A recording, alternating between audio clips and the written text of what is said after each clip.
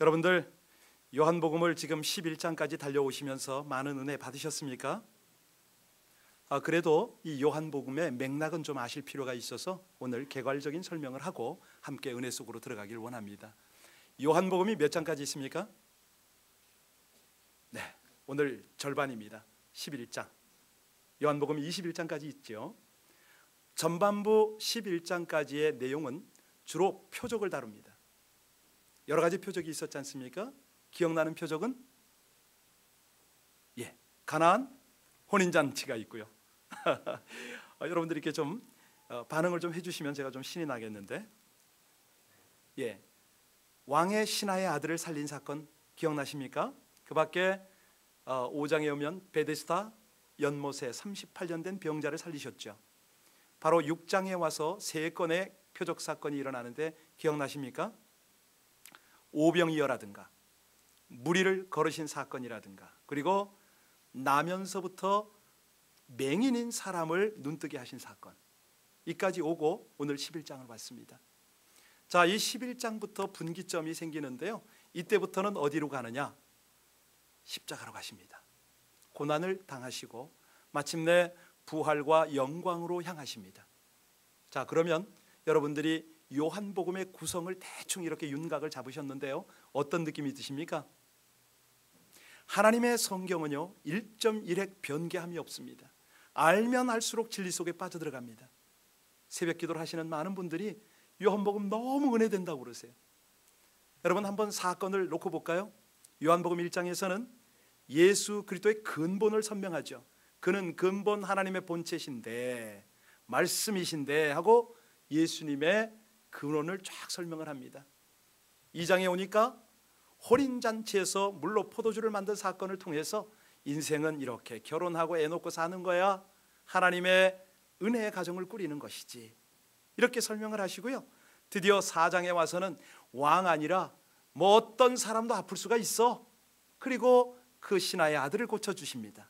뿐만 아니라 그 중에 버려진 인생도 있지, 38년 동안 누구도 돌보지 않아도 하나님의 관심은 거기 못가에 있어 하고 소외된 사람을 우리 주님께서 관심 갖는 장면이 나오고요. 먹고 사느라고 얼마나 힘드냐고, 자, 우리 주님 손에 오병이어만 들려지면 5,000명 아니라 10,000명 20,000명도 먹고 남지, 먹는 거 걱정하지 마, 들에 핀 백합도 하나님이 피시고 공중에 사는 나는 새도 먹이시는데 뭘 그렇게 염려 많은가, 이렇게 말씀하셨죠. 그리고 6장 와서는요, 풍랑이는 바다, 그 폭풍 만난 인생들에게 보이지 않게 다가오시는 주님을 나타내 주시지 않습니까? 그뿐입니까? 이제 무엇보다도 우리 인생들이요 눈 뜨고 사는데 보는 게 다 보는 게 아니라고 말씀하세요. 영적인 눈을 좀 떠라. 지난주 말씀 기억나십니까? 본다고 다 보는 거 아니라고 그랬죠. 심지어는 봐도 겉만 보는 인생들이 얼마나 많은지, 살아가는 인생들아 너희가 어찌 영적인 소경인 줄을 알지 못하느냐, 영적인 세계를 좀 보라, 이것이 지난주 설교였습니다. 자, 그러면 오늘 이제 드디어 나사로를 살리는 사건까지 왔습니다. 이 목적이 뭡니까? 이 모든 표적들을 보여주시고 우리들에게 깨닫도록 하시는 우리 하나님의 의도가 뭐라고 생각하십니까? 지극히 높으신 하나님을 우리가 너무 모르니까 인간의 몸을 입고 오신 예수님을 나타내셔서 하나님을 알아가라는 말씀 아닙니까? 예수 좀 알으라는 얘기죠. 이 표적을 가만히 살펴보면요, 유대인들의 풍습이나 어떤 과거 역사, 그들의 이 삶을 이해하는, 아니 초기 기독교의 그 생활을 엿볼 수 있는 이런 모든 것들이요, 마치 오늘을 살아가는 우리들과 함께 아주 기가 막힌 퍼즐로 조합을 이루고 우리 인생을 쫙 살피게 합니다. 이게 하나님의 배려죠. 자, 예수님이 이런 표적과 논쟁을 통해서 당신을 대놓고 이제는 완전히 드러내놓고 알려주십니다. 그런데 문제가 뭐냐면 이 예수를 거부합니다. 오히려 예수를 죽이고자 모의를 하고 있는 내용들이 이제부터 전개가 되죠. 아니, 진작부터 진행이 됐죠. 그런데 오늘 이 나사로의 죽음을 경험하는 이 사건은 뭐냐면요, 바로 예수님 스스로 죽음으로 자신을 몰고 가는 분기점입니다. 이걸 이제 전제를 딱 하고 본문 속으로 들어가면 아하, 이런 하나님의 놀라운 은혜가 여기 있구나, 이걸 깨닫고 들어갑니다. 자, 먼저 그러면 우리 이 죽음의 사건을 잠깐 살펴볼 필요가 있겠죠. 성경에서 죽은 사람을 살린 예수님 몇 번 그런 일을 행하셨습니까? 예, 손가락을 보시면 되는데 예, 3번 행하셨죠. 기억나십니까? 첫 번째는 누가복음 7장에 그 과부의 아들을 살렸지 않습니까? 예, 나인성 과부의 아들을 살렸습니다. 그리고 누가복음 8장에 가면 회당장 야이로의 딸, 이 살리는 것도 순서가 있어요. 아들 살리고 딸 살리고. 그러니까 우리 주님께서 연출하시는 거 보면 기가 막혀요. 어떻게 어쩜 이러실까? 자, 오늘은 이 청년을 살립니다. 이제는 아이들에서부터 쭉 청년까지 오는 것이죠. 그런데 특징이 있습니다. 나인성의 과부 아들이나 회당장 야이로의 딸이나 그들을 살려낼 때는 시간적으로 보면 죽은 후에 즉시 살렸습니다. 오늘 나사로는요, 죽은 후? 예, 그렇습니다. 며칠이 된 거죠. 자, 지금 사흘이나 지났고 시체는 벌써 썩어가고 냄새가 나고 있습니다. 여기서 우리가 알아야 될 유대인들의 생활상, 유대인들은요, 이 사람이 죽은 후 혼이 3일 동안 같이 무덤의 주위를 떠돈다, 이런 어떤 생각을 가지고 있었습니다. 그래서 이 기간 동안 소생할 가능성이 있기 때문에 3일이라는 숫자를, 우리 한국도 3일장을 치르듯이 아주 중요하게 생각을 했죠. 그래서 여기 11장에서 소개되는 나사로를 살리신 기적의 이야기, 이것은 타 복음서의 추종을 불허하는 아주 독특한 부활 기적의 사건입니다. 여기까지는 조금 어려웠죠. 괜찮습니까? 아침에 어떤 분이 그래요. 두 반응이 나더라고요. 목사님 너무 좋아요. 그런데 어떤 분은 어려워요. 어려워도 할 수 없습니다. 지금 오늘은 조금 딱딱한 쪽으로 가겠습니다. 여기서 핵심을 놓치면 안 됩니다. 살고 죽고 부활하고, 이거보다 이 부활 사건을 통해서 주시려는 하나님의 교훈이 뭘까? 여기요, 6절로 7절을 어제 읽으셨겠지만 그 본문을 보면 나사로가 병들었다 함을 듣고 그 계시던 곳에 더 머무르세요. 그리고 제자들에게 자, 이제 유대로 가자 하고 데리고 올라옵니다. 의도적으로 늑장을 부리신 거예요. 여러분, 우리 주님에게 자비를 호소했습니다. 우리 오빠 좀 살려달라고 그렇게 애타게 간청을 했습니다. 그런데도 불구하고 응답을 하시지 않으셨습니다. 여기서 어떤 교훈이 있습니까? 예, 그렇죠. 우리 인생이 그렇습니다. 예수 믿어도요, 하나님 이거는 너무 힘듭니다. 이 사건은 좀 속히 좀 응답하시면 어떨까요? 이렇게 우리가 울고 불고 금식을 해도 우리 주님이 늑장을 부릴 수가 있다, 좀 느낌이 오세요? 네, 이런 것들이 우리 신앙생활에 적용이 되어야 할 겁니다. 자, 이러시는 우리 주님의 의도, 왜 치유의 기적이 가장 필요한 순간에 침묵을 지키셨을까? 왜 그러셨습니까? 여기는요, 우리 주님의 아주 심오하고도 강력한 메시지가 있습니다. 먼저 우리 인생이 처절할 정도로 죽음에 대한 경험을 하라는 것입니다. 죽음 비켜날 수가 없습니다. 물론 성도가 영원히 삽니다. 그러나 이 땅에 살아가는 동안에 하나님의 사랑과 은혜를 얼마나 체험했든지 간에 신자든 불신자든 다 상관없이 인간인 이상은 다 죽게 되어 있다. 이 부분에 대해서 우리 주님은 절감하도록 만드십니다. 왜? 해결책을 가지고 계시니까. 이겁니다. 이게 굉장한 저와 여러분에게 메시지가 되어야 되는데요. 그럼 그 해결책이 뭡니까? 부활이죠. 그러면 이 해결책을 우리에게 느끼도록 하시는 하나님의 의도는 뭘까요? 소망 속에 살아라, 이거 아닙니까? 힘들어도 어려워도 당장 기도 응답이 안 돼도 포기하지 말으라는 겁니다. 그게 다가 아니다. 소경의 눈을 열어주면서 영적인 세계를 더 깊이 있게 한번 통찰해 볼래? 우리에게 도전하시는 그 의도 아닙니까? 자, 여러분, 여기서요 우리가 하나 주님의 마음을 조금이라도 이해했으면 좋겠습니다. 당시나 지금이나 특히 안 믿는 사람에게는 부활 사건을 이해시키기가 쉽지가 않습니다. 어떤 말로 설명해도 알아듣질 못하는 거예요. 자, 여기 보세요. 저도 그렇고 그 당시 사람들도 그렇고요. 11절에 보면은 우리 주님께서 그런 표현을 하세요. 나사로가 어떻게 한다고 그러죠? 11절 한번 보세요. 뭐라고요? 잔다. 여러분, 이 잔다. 그래서 내가 어떻게 하러 간다고요? 깨우러 간다. 이 말씀의 의미를 우리가, 이 말씀의 교훈을 어느 정도 이해하냐 이거죠. 그러니 어렵죠.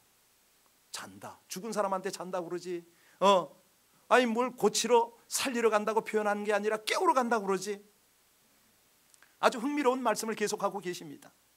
여러분, 그래서 우리 적어도 믿는 사람들이 이 말씀을 이해하는 관점은요, 죽음은 곧 안식이다, 이런 개념으로 좀 이해할 필요가 있다는 것입니다. 부활은요, 이거를 우리가 지금 주님이 의도하시는 대로 조금 가까이 좀 접근을 했으면 좋겠는데요, 이렇게 예화를 한번 들어볼까요? 여러분들과 제가 하루 일과를 열심히 살고 저녁에 와서 들어누웠습니다. 자, 주무실 때에 혹시 유언을 작성하고 주무시는 분 계십니까? 안 계시잖아요. 왜요? 내일 일어날 걸 아니까. 나는 분명히 오늘 밤 잘 쉬고 나면 아침이 또 올 거야. 그러면 나는 눈을 뜰 거야. 이런 소망이, 기대가 있고 확신이 있기 때문에 여러분과 저는 뭐 아무런 생각 없이 그냥 잡니다. 여러분, 육체의 죽음을 그렇게 한번 생각해 보시죠. 세상 다 마치고 나면 우리는 어찌 됩니까? 딱 영혼이 깨는 순간 영원한 세계로, 다른 세계로 출발을 하는 시작점이죠. 이걸 우리 예수님이 지금 설명하고 싶어 하십니다. 그래서 이 부분에 대해서 아주 심각하게 고민했던 많은 하나님의 사람들, 성 프란시스가 그런 말을 해요. 죽음을 뭐라고 정의했냐면 하나님께서 허락하신 안식의 선물이다, 이렇게 표현해요. 안식의 선물이다. 여러분, 이런 사람은요, 죽음이 와도 두렵질 않습니다. 죽음 자연스러운 거죠. 내 육신 이제 안식에 들어가는구나, 이렇게 되는 것이죠. 오늘 이 내용을 4절부터 이미 주님은 설명하셨어요. 어제 여러분 다 보셨겠는데요, 어제 말씀을 보면 4절에 뭐라고 그랬습니까? 예수께서 들으시고 가라사대 이 병은 어떤 병이다? 죽을 병이 아니다. 그럼 어떤 병이라고요? 하나님의 영광을 위하는 병 아니냐? 하나님의 아들로 인하여 영광을 받으시는 그런 병이야. 죽은 병을 그렇게 정의하고 계십니다. 여러분, 느낌이 좀 오세요? 가끔 이 성도가 아플 때가 있습니다. 생각지도 않게 갑자기 통증이 엄습해 오고요, 그러면 막 두렵잖아요. 그럴 때 어떻게 해야 되라고요? 진단을 하랍니다. 어떤 진단이요? 하나님, 이 병이 제가 하나님께 잘못해서 온 병입니까? 악한 사단이 저를 지금 공격하고 있는 병입니까?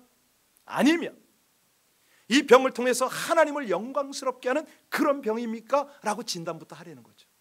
어떤 진단이요? 병은 의사에게, 지금 우리가 진단하는 거는 영적 진단이라고 합니다. 그래서 자꾸 영적인 안목을 열으려는 거 아닙니까? 여기 중요한 거는 가끔 보면 하나님의 징계도 있습니다. 악한 영의 역사도 있습니다. 그래서 질병이 걸릴 때가 있고 몸이 힘들 때가 있는데요, 그것 때문에 모두가 다 잘못된 것처럼 괴로워할 필요는 없습니다. 가끔 보면요, 생각지도 않은 하나님의 은혜가, 하나님의 섭리가 있어서 우리가 아플 때가 있다니까요. 자, 예수님은 이 나사로의 병을 놓고, 이 병은 어떤 병이라고 말씀하셨다고요? 하나님의 영광을 나타내는 병이다라고 정의를 해주셨어요. 자, 그래서 오늘 19절을 보겠습니다. 이 상황이 이제 조금 더 진행이 된 상황인데 19절을 보시면은 많은 유대인들이 마르다와 마리아 집에 모여왔습니다. 왜요? 위문하기 위해서. 이 당시에 보통 3일장 말씀드렸는데 한 일주일 동안은 막 애곡을 해요. 가슴을 찢고 심지어는 머리도 감지 않고 옷도 갈아입지 않고 수염 깎지 않습니다. 그대로 함께 마음 아파합니다. 이게 이제 유대인들의 관습이죠. 바로 이 상황 속에 예수님이 오셨습니다. 애국 기간이었다고 말씀드렸죠. 그런데 여기에 도착한 주님께서 어떤 말씀을 하시는가? 이건 굉장히 중요한 말씀 아니겠습니까? 더군다나 오늘 주인공인 마르다와 대화를 하고 있습니다. 우리 주님과 마르다와의 대화, 이 내용이요, 하나님이 오늘 저와 여러분에게 주시려는 메시지의 내용이기도 하고요, 우리가 인생을 이렇게 살아라 라고 강력하게 도전하는 하나님의 은혜이기도 합니다. 자, 우리가 한번 성찰해 나갈 텐데요, 이걸 잘 보시면요, 이 속에서 어떤 느낌이 팍 오냐, 와, 마르다도 베드로와 같은 고백을 했네, 이게 나중에 팍 와 닿아요. 자, 이제 하나님께서 이 표적을 연출하시고 십자가의 죽음, 다시 말하면 영광으로 향하시는 이 분기점에서 우리에게 뭘 지금 교훈하시는가, 우리가 어떻게 살기를 원하시는가, 그 첫 번째입니다. 21절 다 같이 함께 읽겠습니다. 시작. 마르다가 예수께 여짜오되 주께서 여기 계셨더라면 내 오라버니가 죽지. 예, 지금 여기요, 마르다가 어떤 믿음을 보이고 있습니까? 잘 살피셔야 됩니다. 어떤 믿음 보입니까? 주님의 능력을 믿는 믿음을 보여주고 있어요. 지금 원망이 나타났죠. 근데 원망의 속 내용이 뭡니까? 주님이 여기 계셨더라면 내 오라버니가 죽지 않았겠다는 거예요. 주님의 능력을 믿어드려요. 우리 주님 볼 때 마음이 기쁘시죠. 오, 믿음이 있구나, 확인이 됩니다. 그렇죠? 여러분, 주님은요, 못 고칠 질병이 없다, 이 사실을 인정하고 들어오는 말이야. 사실은 우리 신앙인들이 가져야 할 가장 기본적인 믿음 아니겠습니까? 근데 주님이 오늘 이 대화를 통해서 우리에게 점진적으로 교훈하시는 중심 내용은 22절을 보면 이제 업그레이드가 되고 있습니다. 22절 다 같이 시작이요. 그러나 나는 이제라도 주께서 주실 줄을, 자, 믿음이 조금 더 깊게 표현이 되고 있습니까? 바로 이겁니다. 그렇죠. 지금도 늦지 않았다고 고백을 하고 있습니다. 우리 오라버니를 도우셨더라면 나사로는 죽지 않았겠지만 지금도 늦지 않았습니다. 주님께서 하나님께 구하시는 것은 하나님이 다 들어주는 것을 제가 압니다. 여러분, 이거는 뭐냐면요, 과거 지향적의 믿음에서 이제는 현재 진행형의 믿음으로 이 믿음이 쫙 승화가 되고 있는 상황입니다. 지금 당장이라도 된다는 거죠. 뭘 할 수가 있습니다, 주님. 이 과거 지향적 믿음은요, 원망 중심입니다. 그런데 현재는요, 가능성이잖아요. 하실 수 있습니다. 이럴 때 여러분이 하나님이라면 어떤 기분이 드시겠어요? 흡족하시죠. 그래, 네 믿음이 잘하고 있구나. 그래, 나를 신뢰해, 내가 베풀어야지. 이렇게 안 되시겠습니까? 자, 그런데 이제 23절 말씀 한번 봅니다. 23절 말씀을 보면요, 우리 주님이 뭐라고 대화에 응하시냐면, 시작. 예수께서 이르시되 내 오라비가 다시, 예, 자, 여기서 보니까 우리 주님은요, 마르다가 믿음이 과거 탓에서 이제는 현재 가능성으로 업그레이드 되는 그 믿음의 과정을 쭉 살피시면서 아주 간단하게 대답을 해 주십니다. 내 오라비가 다시 살아날 것이다 라고 선언하셨습니다. 여러분, 이 말씀에 대해서 여러분이라면 어떻게 반응하겠습니까? 지금 우리는 성경 내용을 다 알고 나니까 예, 아멘 이래겠죠. 근데 당시 마르다나 우리가 그 현장에 있었다면 우리의 반응은, 예, 24절 보겠습니다. 같이 읽습니다. 시작. 마르다가 이르되 마지막 날 부활할 때는, 예, 여기도 믿음이 나옵니다. 그런데 당장 부활할 것은 아니고 마지막 날 부활할 것이라고 고백을 합니다. 여러분, 이 배경을 조금 아셔야 됩니다. 오늘 설교가 좀 어렵다고 말씀드렸는데, 유대 당시의 배경은 그들도 구약 성경을 알았기 때문에 부활 사상이 있었습니다. 물론 이제 유대인의 두 파가 있었는데 사두개파 사람들이 부활 신앙을 가지고 있었거든요.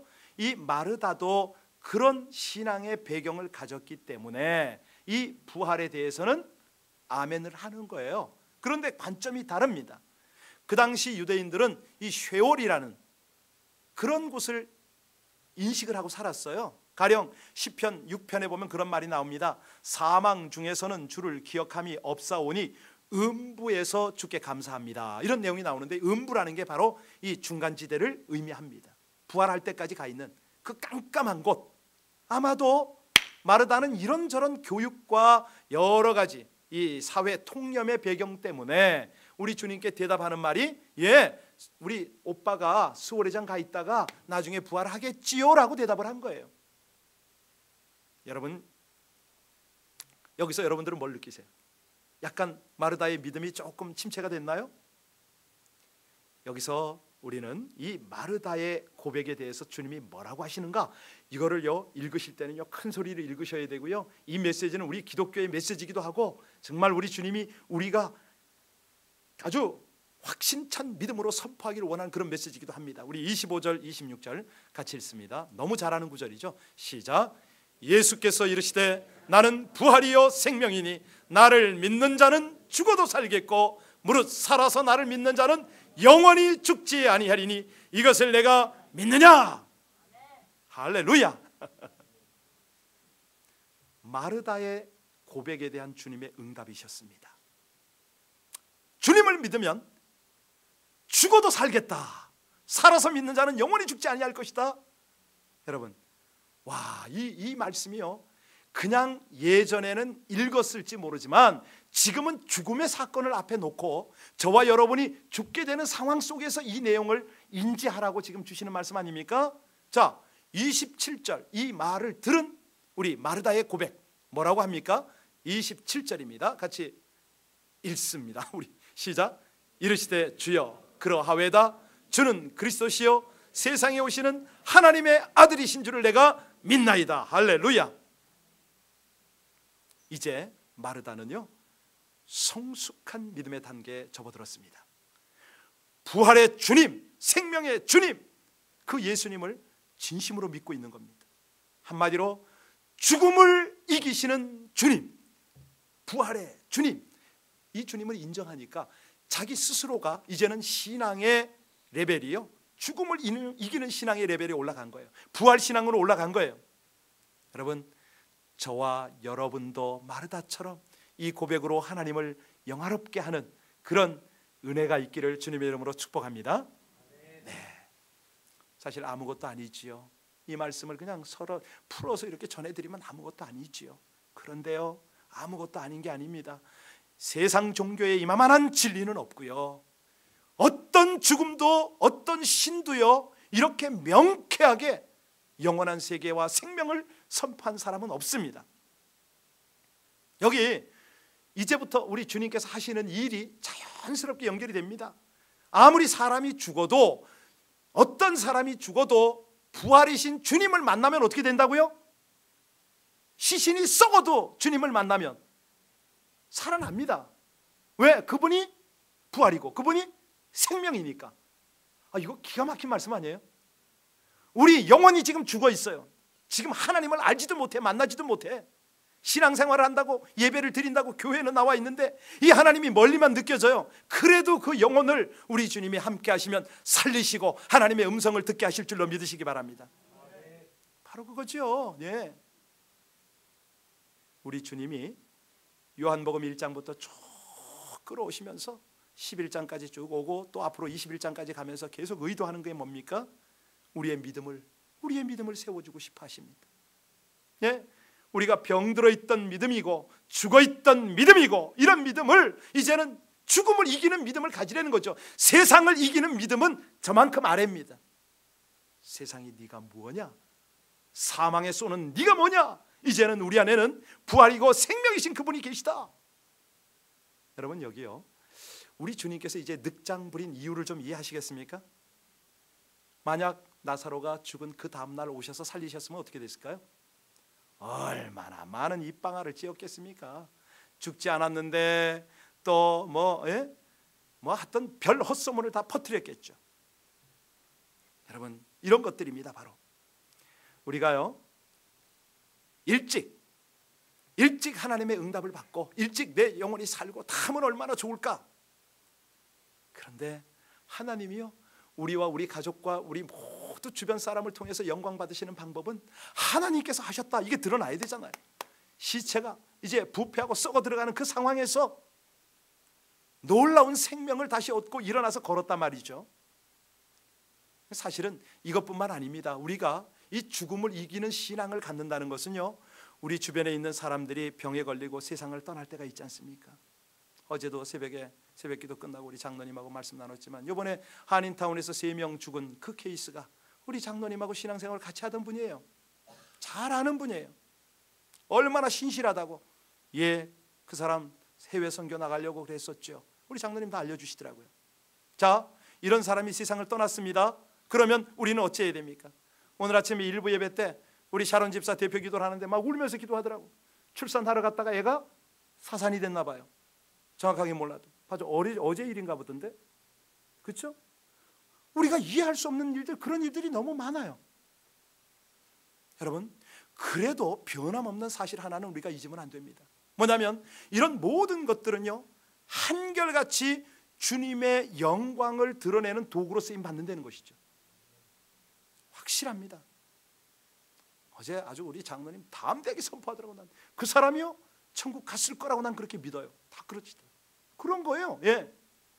여러분, 하나님이요, 이런 모든 상황들을 연출하셔서 우리에게 도전하는 바가 있습니다. 내가 너희에게서 그런 믿음을 보겠느냐? 하나님이 원하는 건 딱 하나예요. 믿음의 믿음. 우리 하나님이 가장 기뻐하는 게 뭐라고요?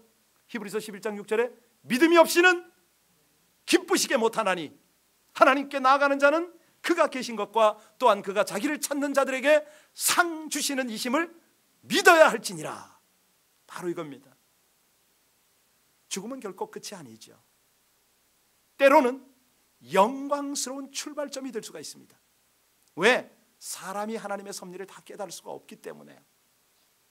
그래서요, 오늘 예배 드리는 여러분들도 죽음을 잠깐 옆에 두고라도 내가 왜 이렇게 일이 안 풀릴까?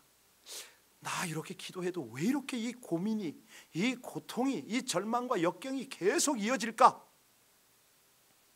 그때 하나 여러분들이 고백해야 될 것이 있습니다. 뭡니까? 예, 제가 다 못 깨달아도 이것이 곧 하나님의 영광을 나타낼 줄로 믿습니다. 이것이 죽음을 이기는 믿음이죠. 이 믿음을 하나님이 보고 싶어 하시는 거예요. 이 믿음은. 여러분, 하나님의 영광이 우리의 삶을 통해서 드러날 것을 확신하시고 하루하루 믿음으로 사시기를 주의 이름으로 축원합니다. 왜냐면요, 우리 주님이요, 우리의 형편과 처지를 너무 잘 알고 계세요. 여러분, 끝부분 한번 보세요. 33절로 37절을 보면요, 참 여기 우리 주님의 기가 막힌 모습이 나타납니다. 33절로 37절을 보는데 그 중에서 자, 우리 33절부터 35절까지 같이 읽겠습니다. 시작. 예수께서 그가 심령의 비통이 여기시고 불쌍히 여기사 이르시되 그를 어디 두었느냐 이르되 주여 와서 보옵소서 하니 35절 예수께서, 여러분 이거 완전히 아이러니 아닙니까? 아니 뭐예요 도대체? 예수님이 오셔서 지금 살리시는 걸 우리가 압니다. 그런데 왜 우세요? 기뻐하셔야지. 야, 내 영광 나타나게 됐으니 기쁘다. 아니면 봐라, 뭐 이렇게 자신감 있게 나오셔야 할 분이 왜 우십니까? 왜 우시죠? 예, 죽음은 힘든 거예요. 인생이 그런 거예요. 우리 예수님이요, 인성을 입고 계시잖아요. 사람의 모습으로 사시잖아요. 그러니 함께 체휼하는 거예요. 동감해 주는 거예요. 같이 아파하는 거예요. 부활의 영광스러움이 있지만은 죽음에 직면하는 것은 고통스러운 것을 아시니까 함께 아파하는 거예요. 여러분, 기도 응답 안 된다고, 여러분들이 삶이 힘들다고 지친다고 하나님 왜 안 돕느냐고 여러분 그렇게 낭망하지 마세요. 여러분들이 울고 힘들어하는 것보다 하나님께서 더 옆에서 울고 계시고 아파하시는 것을 믿으시길 바랍니다. 바로 이 모습이에요. 예. 그래서 우리가 하나님을 믿잖아요. 그래서 하나님을 따르잖아요. 여러분 11절 보세요. 나사로가요 죽었는데 이미 알고 계셨어요. 그런데 뭐라고 그러냐면 우리 친구 나사로가 잠들었도다. 고통 알고 계신다고요. 세상살이 힘든 거 알고 계신다고요. 우리 형편 아셔요. 고통 아셔요. 우리 예수님이요, 많은 경우에 기적을 베푸실 때에 문제가 되는 고통을 제거하거나 이루실 수가 있는데도 그냥 두세요. 왜요? 절망의 골짜기로 가도록, 역경의 골짜기를 통과하도록. 왜요? 믿음을 보고 싶다는 거예요. 정말 네가 나를 하나님으로 여기느냐? 너 자신을 의지하지 않고 세상 의지하지 않고 정말 나와 함께 친밀함을 가지고 저 영원한 생명을 향하여 나가겠느냐? 우리 주님의 요구는 아주 단순하세요. 오늘 주님께서 우리에게 묻는 말씀이 안 들립니까? 예수께서 나는 부활이요 생명이니 나를 믿는 자는 죽어도 살겠고 무릇 살아서 나를 믿는 자는 영원히 죽지 아니하리니 이것을 내가 믿느냐? 믿으세요? 아멘 하세요. 주님이 그걸 보고 싶어 하시는 거예요. 많고 많은 인생 사람이 있지만 내 백성, 나와 함께 천국에서 영원히 함께할 그 백성을 주님이 원하시는 거예요. 썩을 목숨, 이 한순간에 가버리는 이 인생에 목매어 살 거냐? 영원을 위해서 나와 함께 그렇게 가겠느냐? 하나님 그거 원하세요. 27절 말씀은요, 그래서 이 마르다의 고백이 그렇게 귀한 겁니다. 저와 여러분의 진실한 고백이 되었으면 좋겠습니다. 같이 읽습니다. 시작. 이르되 주여 그러하외다. 주는 그리스도시요 세상에 오시는 하나님의 아들이신 줄 내가. 이 고백은요 참 깊이 있는 고백입니다. 왜냐하면 과거로부터 이제는 현재 지향적인 믿음의 고백을 한 겁니다. 미래를 보고 고백을 하는 거예요. 여러분, 이 믿음이요 수준이 있는 거 아시죠? 부족한 믿음이 있는가 하면 충분한 믿음이 있고요, 부분적인 믿음이 있는가 하면 온전한 믿음이 있습니다. 그리고 오늘 주님께서 우리에게 요구하시는 것은 세상을 이기는 믿음, 죽음을 이기는 믿음, 이 믿음을 원하시는 거예요. 그리스 이야기를 하고 마치겠습니다. 그리스의 한 수도사가요 아주 그냥 독재를 펼치고 있는 여왕의 통치의 반기를 한번 들었어요. 하나님께서 이 백성들을 이렇게 진고를 빼는 당신을 기뻐하겠느냐? 회개하고 돌아오십시오. 하나님이 기뻐하는 자리로 돌아오십시오. 직격탄을 날린 거죠. 화가 난 여왕이 한마디 합니다. 그래, 잘났다. 내가 널 추방하마. 그랬더니 수도사가 한마디 합니다. 여왕 폐하, 그렇지만 저를 그리스도로부터 쫓아내지는 못할 겁니다. 그래, 널 죽이면 되지. 죽이겠다. 그렇지만 저를 영원히 죽일 수는 없을 겁니다. 저는 그리스도 안에서 영원히 살 것이기 때문이죠. 그래, 알았다. 그러면 너 재산을 다 몰수하마. 고통스럽게 한번 살아봐. 예, 다 가져가셔도 좋습니다. 저는 그리스도 안에서 풍성하게 체험을 받고 살 수 있습니다. 여러분, 저와 여러분이 바로 이런 고백을 좀 할 수 없을까요? 이 믿음 가운데 굳건히 서면요, 그때 우리는 은주 집사님 여기서 우리가 세상을 이기는 믿음, 죽음을 이기는 믿음, 이 믿음을 하나님께 보여드리면 하나님께서 여러분과 저를 통해서 얼마나 큰 영광을 받으시겠습니까?